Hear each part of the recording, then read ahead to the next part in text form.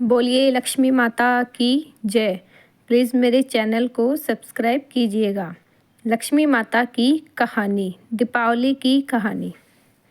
दीपावली के दिन प्रदोष काल में माँ लक्ष्मी और भगवान गणेश की पूजा की जाती है।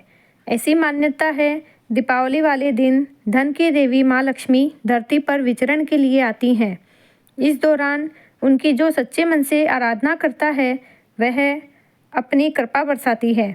दिवाली के दिन कई लोग माँ लक्ष्मी के लिए व्रत रखते हैं और शाम को विधि विधान से पूजन करने के बाद व्रत खोलते हैं। जानिए दिवाली की पावन कथा। एक पौराणिक कथा के अनुसार एक गांव में साहूकार रहता था। उसकी बेटी हर दिन पीपल के पेड़ पर जल चढ़ाने के लिए जाती थी। जिस पीपल के पेड़ पर वह जल चढ़ाती थी, उस पेड़ पर माँ लक्ष्मी का वास था। एक दिन लक्ष्मी जी ने साहूकार की बेटी से कहा, वह उसकी मित्र बनना चाहती है। लड़की ने जवाब में कहा कि वह अपने पिता से पूछकर बताएगी।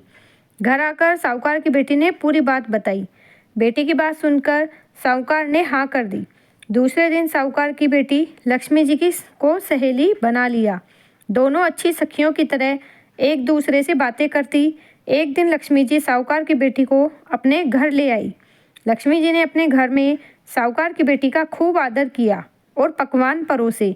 जब साहूकार की बेटी अपने घर लौटने लगी तो लक्ष्मी जी ने उससे पूछा, वह उन्हें कब अपने घर पर बुलाएंगी। साहूकार की बेटी ने लक्ष्मी जी को अपने घर बुलाने का न्योता दे दिया। आर्थिक स्थिति ठीक न होने के कारण वह स्वागत करने में घबरा रही थी। क्या वह अच्छी तरह से स्वागत कर पाएगी? साहूकार अपनी बेटी की मनोदशा को समझ गया। उसने बेटी को समझाते हुए कहा कि वह परेशान न हो और फौरन घर की साफ सफाई कर चौका मिट्टी से लगा दे। 4 बत्ती वाली बत्ती जला दी। लक्ष्मी जी के नाम से जलाने के लिए भी साहूकार ने अपनी बेटी से कहा। उसी समय एक चील किसी रानी का नौलखा हार लेकर साहूकार के घर आ गया।